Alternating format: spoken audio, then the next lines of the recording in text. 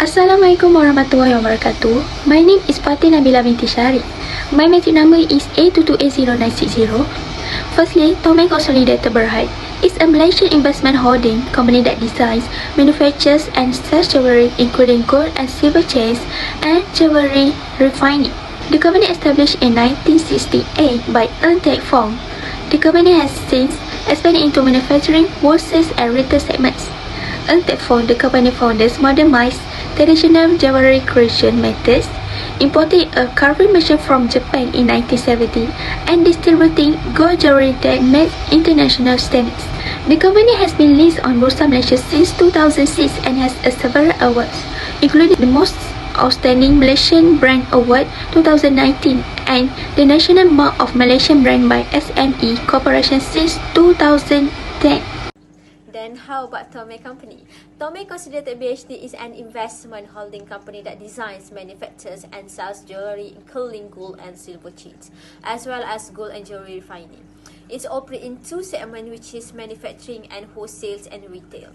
NG Teng Fong created the company in 1968 and is headquartered in Kuala Lumpur, Malaysia. Tan Sri Dato' Dr. NG Teng Fong set the tone for the brand for the beginning, assured that not only would its name set it apart from the competition, but so would its technology. With 4 years of experience in the gold jewelry sector under his belt, his initial capital of 5,000 and 4 staff, he set out and on an adventure that would permanently transform the landscape of local jewelry. So today, Tomei distributes a wide range of jewelry under 4 distinguished brands, namely Tomei, Goldhearts, Lilumere, and De Beers. In addition to having over 50 retail shops in Malaysia, Tomei exports their products to Asian and European countries. Since 2006, Tomei has been listed on the Bursa Malaysia, successfully transforming what was once a tiny family business into a fully fledged corporate business. Led by capable staff of highly skilled individuals who are major leaders and authority in their respective areas and fields, Tomei has earned the following achievement in recent years, which is Most Outstanding Malaysian Brand Award 2019, awarded by Branding Association of Malaysia and National Mark of Malaysian Brand by SME Corporation since 2010. Tomei is also certified with ISO 9001 in the quality management system for its retailing in gold and jewelry products from Leo's register since 2003. Assalamualaikum and greetings. I am Mazuin and my metric number is 22A0987 and I will explain our financial ratio for Tomei Consolidated Berhad and Pohkong Holdings Berhad for 2020, 2021 and 2020. The way to get liquidity ratios for current ratio is to divide current assets by current liabilities. Current ratio for Tomei Consolidated Limited in 2020 is 2.01 times, 2021 as much as 2.26 times, and 2022 as much as 2.97 times. Next, for acid test ratio, current assets minus inventory divide by current liabilities. In 2020, as much as 0.33 times. In 2021, 1.46 times. While in 2022, as much as 1.65 times. For average collection period is account receivable need to divide by annual credit and per 365 days. In 2020, it took 29.11 days. In 2021 for 28.75 days, and while in 2020 as much as 24.31 days. For account receivable turnover in 2020 as much as 107.41 times. In 2021 as much as 244.14 times, and 2020 as much as 136.21 times.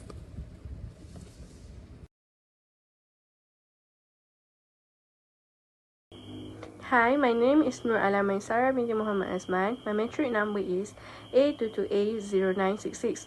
Okay, the 4 financial ratios for Tomei and Pohkong is profitability ratios. Number one is gross profit margin. If you can say using gross profit divided by sales times 100, we can get gross profit margin. After calculate, we got 33.6% on 2020, 23.11% on 2021, and 27.81% on 2022 for the Tommy. Besides that, we got 36.14% on 2020, 28% on 2021, and 24.44% on 2022 for Pohkong. So, in 2020 and 2021, Pohkong got the higher ratio than Tommy, while in 2022, Tommy got the higher ratio than Pohkong. To the second, which is operating profit margin. We can using net operating income divided by sales times 100. We got 5.06% on 2020, 2.7% on 2021, and 3.52% on 2022. For Tommy, while Pohkong we got 8.57% on 2020, 5.21% on 2021, and 8.42% on 2022. From the year 2020 until 2022, Pohkong got the higher ratios than the Tommy. Okay, the next one is net profit margin. Using net income divided by sales times 100, we can get it. After we calculate for the Tommy, we got 18.25% on 2020, 5.47% on 2021, and 8.91% on 2022. While Pohkong got 4.44% on 2020, 5.23% on 2021, and 8.53% on 2022. From the analysis, Tommy got the higher ratio from 2020 until 2022. Next, we need to calculate operating return on asset. Using net operating income divided total asset times 100, from Tommy Berhad, we got 4.43% on 2020, 3.14% on 2021, and 4.08% on 2022. From Pohkong, we got 5.94% on 2020, 4.55% on 2021, and 10.44% on 2022. From the analysis, I can conclude that Pohkong got the higher ratios from year 2020 until 2022. Lastly, return on equity. Using net income divide common equity times 100. Tommy got 30.75% on 2020, 12.07% on 2021, and 18.59% on 2022. While Pohkong got 7.55% on 2020, 10.38% on 2021, and 21.30% on 2022. In the year 2020 and 2021, Tommy got the higher ratios than Pohkong, while in year 2022, Pohkong got the higher ratios than Tommy. For Tomei Company, we have analyzed that the debt ratio for 2020 is 47.96%, for 2021 is 47.32%, and for 2022 is 44.34%. As a result, it demonstrates a decrease in the firm's liquidity during the last 3 years. Then, Pohkong Company, we have analyzed that the debt ratio for 2020 is 28.15%, 2021 25.05%, and 2022 is 21.78%. As a result, it demonstrates a decrease in the firm liquidity during the last 3 years. For Tomei Company, we have analyzed that the times interest earned for 2020 is 14.87 times, for 2021 is 14.14 times, and for 2022 is negative 15.93 times respectively. As a result, it demonstrates a decrease in the firm's liquidity during the last 3 years. The lower times interest earned ratio, the more likely the company cannot pay interest on its debt. Then, for Pohkong Company, we have analyzed that the times interest earned for 2020 is 4.93 times, for 2021 4.51 times, and for 2022 is 12.85 times. As a result, it demonstrates a decrease and the increase in the firm's liquidity during the last 3 years. the higher the times interest earned ratio, the more likely the company can pay interest on its debts. For Tomei Company, we discovered that the asset management efficiency ratio for 2020 is 0.88 times, for 2021 is 1.16 times, and for 2022 is 1.16 times respectively. As a result, it demonstrates an increase in the firm liquidity during the last 3 years. For Pohkong Company, we discovered that the total asset turnover for 2020 is 0.69 times, for 2021 is 0.87 times, and for 2022 is 1.24 times, respectively. As a result, it demonstrates and increased the firm liquidity during the last 3 years. For Tomei Company, we discovered that the fixed asset turnover for 2020 is 32.46 times, for 2021 is 54.49 times, and for 2022 is 49.24 times respectively. As a result, it demonstrates an increase in the firm's liquidity during the last 3 years. While for Pohkong Company, we discovered that the fixed asset turnover for 2020 is 5.79 times, and for 2021 is 96.22 times, and for 2022 is 158.68 times respectively. As a result, it demonstrates an increase in the firm's liquidity during the last 3 years. Assalamualaikum and hi, my name is NURIN DAYANA Binti MUHAMAD FAIRUL ASWAD and my metric number is 8228098. Now, I will continue with the next part, which is why the company outperform and underperform the industry benchmark or competitor and how to improve financial position. A company can outperform its peers and the market for various reasons. Here are some common factors that contribute to a company's outperformance. Firstly is strong financial performance. Companies that consistently deliver robust financial results, such as high revenue growth, strong profit margin, and healthy cash flow are often perceived as outperformers.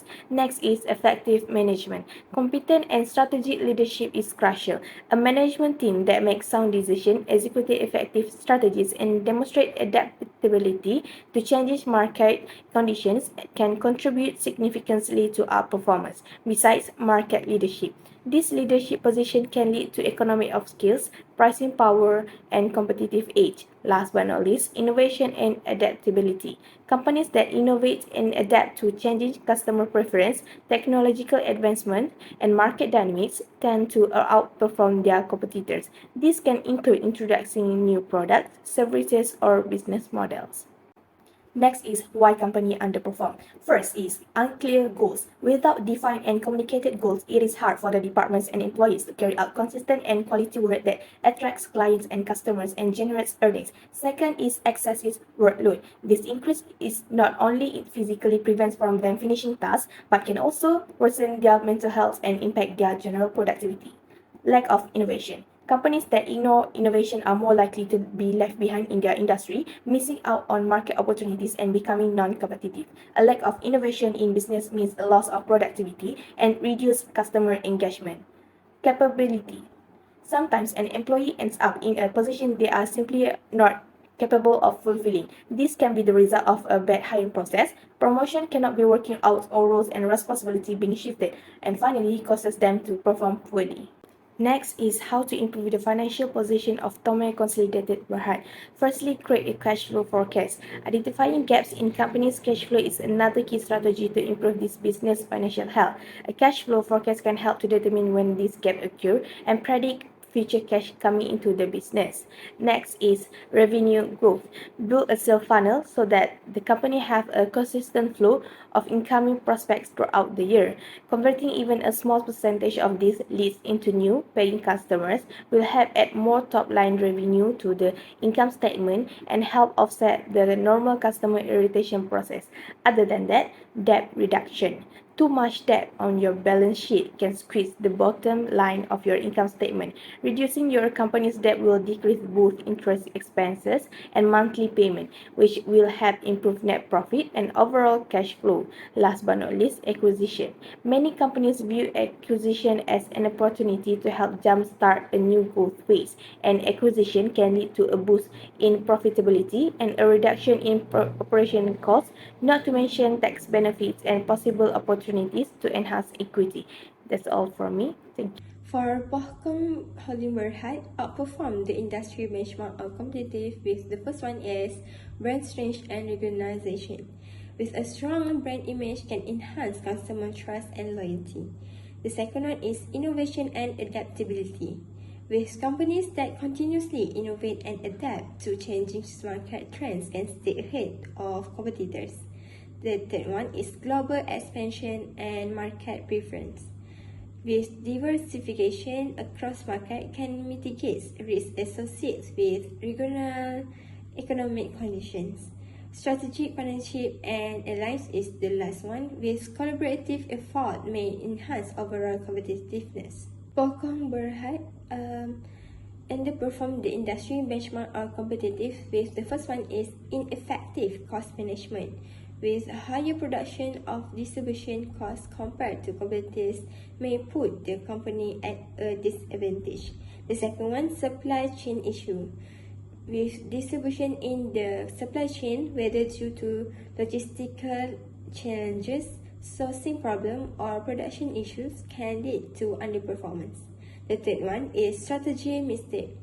Inadequate market research and planning may result in flawed strategies. The last one is economic headwinds. With industry sensitive to economic cycles may face challenges during downturn. Pohkong can improve the final position with the first one, cost management and efficiency. With implement technology solution to streamline operation and reduce overhead costs. The second one is customer engagement and marketing. With enhanced marketing strategies to boost brand awareness and customer loyalty.